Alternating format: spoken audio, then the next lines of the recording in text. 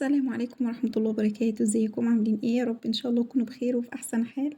النهارده معاكم بانيه الشركات، شوية بهارات قليلين كده بس بيخلّي بصراحة طعمه يروح في حتة تانية خالص. ده كان صدر فرخة مش صدر كامل يعني، حوالي نص صدر فرخة أهوّة، وقطعتين صغيرين دول كانوا عندي في الفريزر. فهاستخدمهم دول للبانيه، لو حابة تعملي بقى تفرّزيها ممكن تعملي كمية كبيرة. كده أنا باقطّعهم، أنا طبعًا شفيت العضم اللي فيها كلّه، خلّيت كل العضم اللي كان فيها وقطّعتها كده صغيّر قطع صغيّرة عشان تتفرم معايا في الكبة بسرعة. هاحطها بقى في الكبة وافرمها كويس خالص، وبعد كده أحط لها بقية الحاجات بتاعتها. خلاص كده أنا هاشغّل الكبة أهو. أنا بقى الفيجيتار أنا مش باحط لها بقسماط، باحط لها فيجيتار عشان يحلّي طعمها يخلّي طعمها حلو. الفيجيتار اللي أنا باحطه مش باحطه يعني أنت عايزاه بارد ماشي، حار ماشي، بس أنا مش باحطه كلّه مرّة واحدة، باحطه طبعًا ما هتحتاج معايا.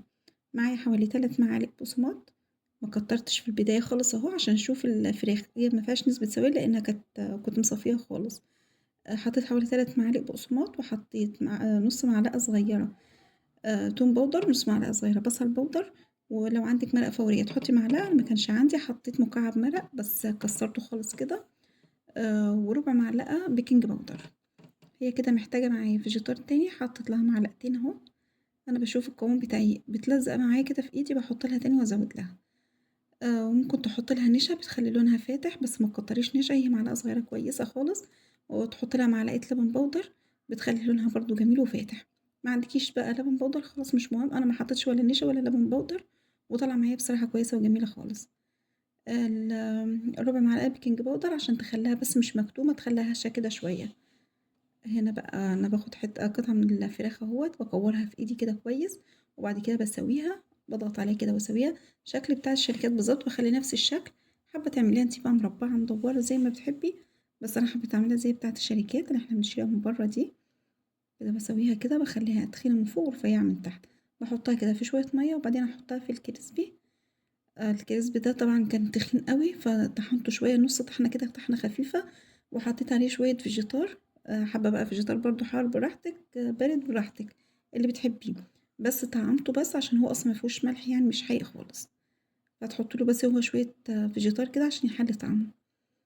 أهو كده باسويها باحطها بقى كده في قلب المَيّة، وبعد كده باحطها في الفيجيتار. أخلّص بقى بقية الكمية، كده أنا ما كنتش خلّصتهم كلّهم أهو.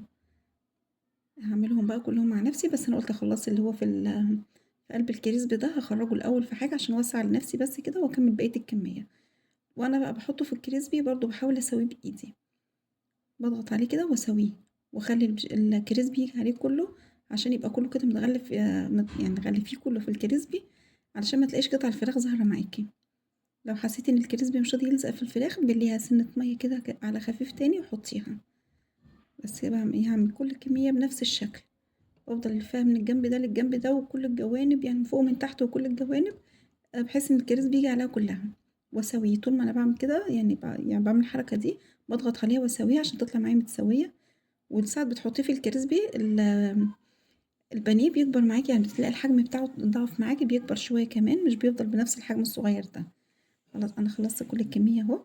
الزيت بقى معايا سخن، أخلّي الزيت يسخن خالص وباحط البانيه وبعد كده أهدّي النار.